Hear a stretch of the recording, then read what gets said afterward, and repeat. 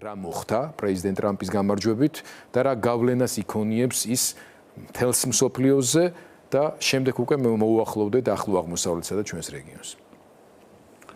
ხო, გრანდიოზული ძროები მოხდა, მოსალოდნელი იყო ჩემთვის ყოველ შემთხვევაში პირადად, იმიტომ რომ ისტორიას აქვს ციკლური სახე, წრეზე დადის ისტორია. რაღაცები იცვლება, ერთ და იგივე არ მეორდება, მაგრამ დიდ წრეზე და უпростоრად სპირალში ადის ხოლმე ისტორია.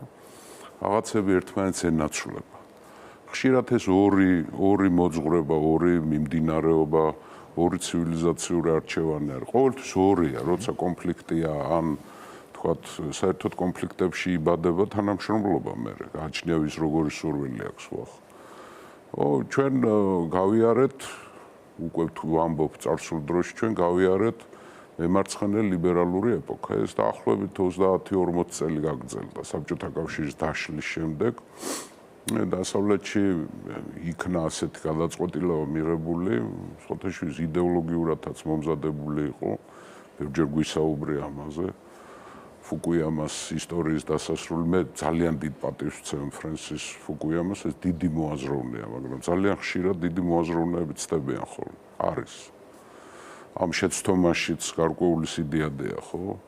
რომ დასრულდა ეს ბოლო განვითარების ეტაპი არის, არაფერი აღარ შეიცვლება და პროგრესი დასრულდა. თვითონ აბსურდულია თეორია, რომ ისტორია ჩერდება. არ შეიძლება ისტორია გაჩერდა. ისტორიის გაჩერება ნიშნავს სიკვდილს რა. ისტორია არ ჩერდება. ყოველდღიურად იცვლება. აი აგერ ჩვენ გადაცემ შენი ედიტორიალიც უკვე ისტორიის ნაწილია, ხო, მაგრამ 5 წუთის წინ რაც იყო. ხო, მაგრამ მეორე დიდი მოძღვრება იყო და არის, რომელიც ფრთას ისხამს, ახლა ჰანტინგტონის, ხო, ცივილიზაციათა დაპირისპირება თანამშრომლობა, ხო?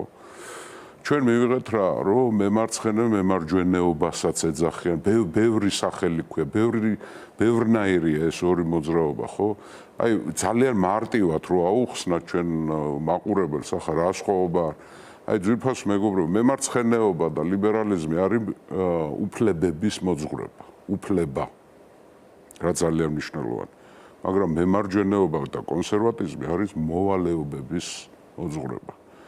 უფლებები და მოვალეობები ძალიან ხშირად ძალიან ძნელი დასადგენია ზღვარი სადგადეს. აი ბოლო 40 წლის განმავლობაში უფლებები მოიპოვა. კარგია, ეს ცუდი აფერი არ არის ამაში. უფლებების დემონსტრირება და მათი გაფორმება მოხდა, მაგრამ გარდა უფლებების ადამიანს როგორც ჩემი ღრმარწმენით უფლის ქმნილებას, იმიტომ სული მარტო ადამიანს აქვს, ხო? აქვს ორი რამ, გარდა უფლებებისა, მას მოვალეობებიც აქვს. აი მემარჯვენეობა, კონსერვატიზმი, ახლა მოდის მოვალეობების, იმიტომ რომ ამ უფლებების დაგროვებაში დავარქვათ ასე ცივილიზაციას, დასავლურ ცივილიზაციას, გაუჩნდა კონკურენტები, რომლებიც აქამდედაც იყვნენ, მაგრამ ეს კონკურენტები, მაგრამ რატომღაც თვალს არიდებდნენ, მაგალითად, განსაკუთრებით ევროპელები, ხო? ახლა ტრამპის პრეტენზიები იმასთან დაკავშირებით, რომ რაც ხდება, ეს არის, თქვათ, იგივე ამერიკაში, რომ თქვათ, ახლა დემოკრატიული პარტიის ბრალი, გარკვეულწილად ეს სამართლიანია, იმიტომ რომ ეს გადატვირთვის თეორია რუსეთთან მიმართებაში, თქვა ტოტალიტარულ ქვეყნებთან მიმართებაში, რევიზიონის სახელმწიფო, იქნებ მივცეთ და საბჭოთა კავშირის დაანგრევის შემდეგ ამერიკული დომინაცია იმდენად მკაფიო იყო, რომ უნდა თან ამან რაღაც პერიოდის განმავლობაში გამოიწია საბჭოთა კავშირის დაანგრევის მერე ახალ ლიბერალური დემოკრატია და მემარცხენე ლიბერალიზმის გამოცხადა როგორც ოფიციალურ მიმდინარეობად დასავლეთისათვის გარკვეული თქვათ პირობებით რატომღაც ასე აჩუქეს რუსეთს ეს კონსერვატიული და მემარჯვენე იდეები. რუსეთმა ამის გამოყენება არ იცის, არც გამოცდილება არ აქვს. და არც აქვს არაფერი საერთო. არაფერი საერთო არ აქვს. ნამდვილ კონსერვატიზმთან. ქართული ოცნების აპოლოგეტების ადგილზე ძალიან ჩავფიქრდებოდი, იმიტომ რომ აქამდე ისინი აღიარებდნენ, რომ ირიბად პირდაპირ, რომ აი ჩვენი კონსერვატიზმი და ეროვნული იდენტობის დამცავი ცენტრი არის ანტიგლობალისტური ცენტრი არის მოსკოვი. დაამთავრდა ძვირფასებო. ქართული ოცნების ადგილზე გერა დუგინი ჩაფიქრდა უკვე მაგაზე ჩვენ გქონდა ერთ-ერთ სიუჟეტში ბოლო გამოხმაურება დუგინის, რომელმაც თქვა რომ ტრამპმა და ვაშინგტონმა ეს დროშა მათ წაართვა. ახლა დუგინ ნიჭიერი კაცია ის რა დროშა იყო მათ რაც ეჭირათ ხელში, მაგრამ მაინც გუბას რა გავლენა იქნება ტრამპის ამ პოლიტიკას მთელს მსოფლიოზე, რა გავლენა იქნება ახლო აღმოსავლეთზე. ჩვენ მოვისმინეთ მისი საჯარო განცხადებები, მათ შორის ძალიან ასე ვთქვათ ფრთხილი კორექტული, მაგრამ ულტიმატუმი მუქარა პუტინისა და რუსეთისადმი, სადაც მან შეთავაზა ორი გზა, უფრო მარტივი, მალე ყველაფრის დამთავრების და შეთანხმების და უფრო რთული, ამ რთული შინაარსიც დაასტრუქტურირა პრინციპში ტრამპმა ისე ღიად როგორც მან იცის. მან თქვა რომ ის აპირებს საუბარს საუდის არაბეთთან, აპირებს ნავთობისა და გაზის ფასებთან დაკავშირებით სერიოზულ მუშაობას და აპირებს იმ მასშტაბის სატარიფო ომის წამოწყებას რუსეთისთვის, რომელიც მას შეუქმნის უკვე რეალურ სერიოზულ გადაულახავ პრობლემებს. მას პრობლემები არ აკლია, მაგრამ გადაულახავ პრობლემებს. აქვე დღის წესრიგში როგორც ჩანს დგება ახლო აღმოსავლეთში კიდევ ერთი მნიშვნელოვანი ნაბიჯის გადადგმა, უпроსტოდ მიბრუნება ეგრეთ წოდებული აბრაამის ხელშეკრულებასთან, ხო? ვისაუბროთ ამაზეც და აუცილებლად ვახსენოთ რუსეთის და ირანის ამ რევიზიონისტული სახელმწიფოების გავლენების შესუსტებაც, რომელიც მათ შორის სირიაში განვითარებულმა მოვლენებმა განაპირობა. ვისაუბროთ იმაზე, იგივე სირიასთან დაკავშირებით საქართველოს დღეს რა აქტიურად გამოხატული ინტერესი უნდა კონდეს, რომელიც სამწუხაროდ საერთოდ არ რეალიზდება.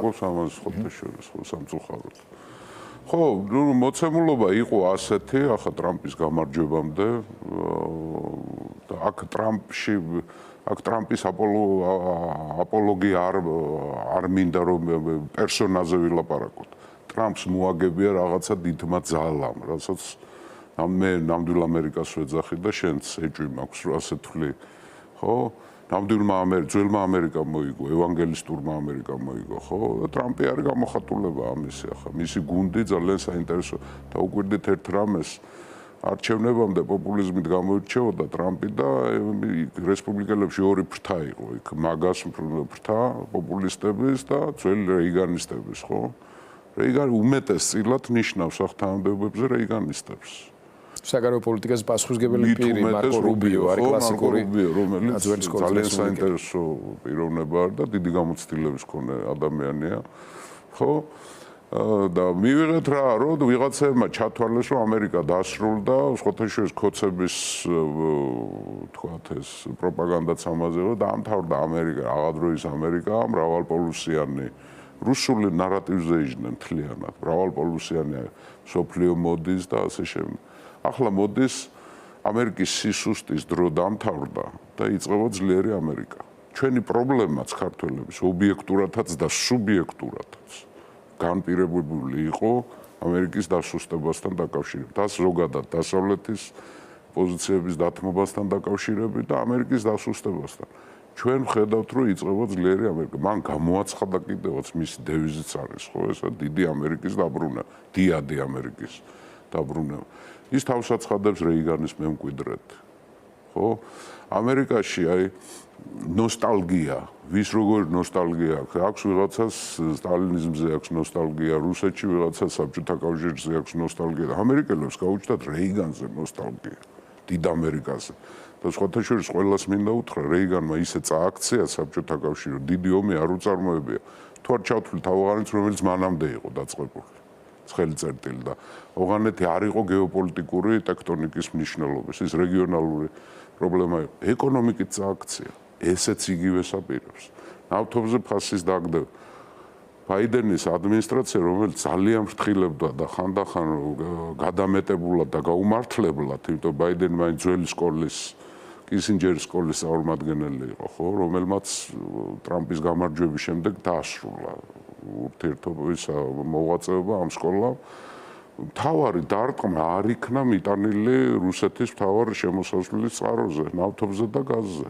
აი ტრამპმა მოსვლამდე დაიწყო განცხადებებით და მთავარი იარაღი იქნება ეს. ყველაზე უფრო ის რუსეთს ეშინია, ეს არის მისი ნავთობის გასაღების პრობლემა, რომელიც მთლიანად მიმული იყო ჩინეთსა და ინდოეთსა და შესწორად ახსენე, რომ ინდოეთი და ჩინეთი მალე ჩაერთვებიან ამ ბლოკადაში. და მათთვის ინდოეთისთვის განსაკუთრებით და უფრო მეტად, იმიტომ რომ ის მაინც ძველი ანგლოსაქსონური სამყაროს ნაწილი არის, მაგრამ ჩინეთისთვისაც ახლა ისმის შეკითხვა, ჩინეთს რა აწყობს ამერიკასთან კარგი ურთიერთობა თუ პუტინთან, რომელიც ფაქტიურად გეოპოლიტიკური მეკობრე არის. პირატია. ჩვეულებრივ, რომელიც ძარცვავს რაღაცებს რა. ამიტომ სხვათა შორის შენთან ვიყავი გადაცემაში, ჯერ კიდე სირიის ამბები არ იყო დატრიალებული, ვილაპარაკეთ ჩვენ, რომ ტრამპი დაიწყებს ამ რევიზიონისტული სახელმწიფოების დაშლას და ყველას ცალ-ცალკე დაელაპარაკება. და ეს დალაპარაკება იქნება წინანდება პლუს ულტიმატუმი. დაეთანხმები კარგია, არ დაეთანხმები და ძალა. ამიტომ ჩვენს რეგიონში ახლო აღმოსავლეთში ამ შემთხვევაში ტრამპს უკვე დაახვდა მნიშვნელოვნად გაუმჯობესებული პოზიციები, უფრო მეტად არა იმდენად წინა ადმინისტრაციის დამსახურებით, ამის საწინააღმდეგოდ პირიქით ისრაელის მოქმედი ხელისუფლებისა და არმიის და სახელმწიფოს დამსახურებით და სრულიად მოულოდნელი პროცესები განვითარდა სირიაში, რომლის პროგნოზირება ჯერ კიდევ ცოტა ხნის წინ წარმოუდგენელი იყო. მივიღეთ სირიაში მართველი ხელისუფლება, მთავრობა, რომელიც აშკარად გამოხატავს უფრო მეტ ლოიალობას დასავლურ სახელმწიფოებთან ურთიერთობებისა და მათ შორის ისრაელთანაც. ირანის, რუსეთის პოზიციები მკვეთრად და მკაფიოდ არის შემცირებული, ჰეზბოლა ძალიან დასუსტებულია, ჰამაზი თითქმის განადგურებულია. მივიღეთ სურათი, როდესაც პირველად მთელი ამ ბოლო დეკადების განმავლობაში ირანს პირდაპირი გასასვლელი ჰეზბოლასთან აღარ აქვს. საქმეც მაგაშია, გიორგი, როცა ტრამპი ამბობს, ბევრი რაღაცა პოპულიზმი არჩევნებამდე ძალიან მთლიანად პოპულისტური იყო, მაგრამ ახლა ცოტა აკლდება უკვე უფრო რეალურ თემაზე, თუმცა ახლავს, მაგრამ ბევრი რაღაცები აბსოლუტურად სწორად იქნა შეფასებული. როცა ტრამპი ამბობს, რომ მის პრეზიდენტობის პირობებში 7 ოქტომბერი არ იქნებოდა და ისრაელს ვერავინ ვერ დაეთანხმებოდა, მე ვერ დაესხმებოდა თავს. მე რა თქმა უნდა, ვერ გაბედავდნენ მაშინ. ისე როგორც ამბობს, რომ უკრაინაში ომი არ იქნებოდა. და დამადასტურებელი საბუთე, რომ მის პრეზიდენტობის დროს მკვეთრად შემცირდა დონბასში დაპირისპირება. იშვიათად თუ ვინმე დაიღუპებოდა იქ ტრამპის დროს. ტრამპის დროს მოხდა პირდაპირი ესკალაცია ირანთან. მან ფაქტიურად ჩაშალა ის ხელშეკრულება, რომელიც ძალიან გაურკვეველი იყო, ძალიან ცალ-თვალით ბრმა იყო ის ხელშეკრულება, ბევრი რაღაცები ირანს დაუტოვეს. ატომური ენერგიის. რა თქმა უნდა, აბა რა. აბსოლუტურად არასწორად იქნა. ტრამპი იყო, რომელმაც მოხდა ეს გენერალ სულეიმანის ლიკვიდაცია, რომელიც ერთ-ერთი მთავარი არქიტექტორი იყო ირანული აგრესიის, აი რასაც შიიტური ნახევარმთვარე ქვია, ხო? ტრამპი იყო პრეზიდენტი, რომელმაც არ დაიხია უკან და ეფრატს გადაღმა, როცა ვაგნერის ბატალიონები შეიჭნენ და ნავთობის საბადოების დაკავება უნდათ ქურთების მიერ კონტროლირება ტერიტორიებზე, ერთი ბატალიონი გაანადგურა. პირდაპირ კონფრონტაცია სამხედრო შეტაკებაში შევიდა რუსებთან. ტრამპი იყო პრეზიდენტი, რომელმაც პირველი პრეზიდენტი, რომელმაც ლეტალური იარაღი მიცა უკრაინას. ტრამპის დროს მოხდა კონგრესის მიერ დამტკიცება, რომ ყირიმი ყოველთვის უკრაინის იქნება.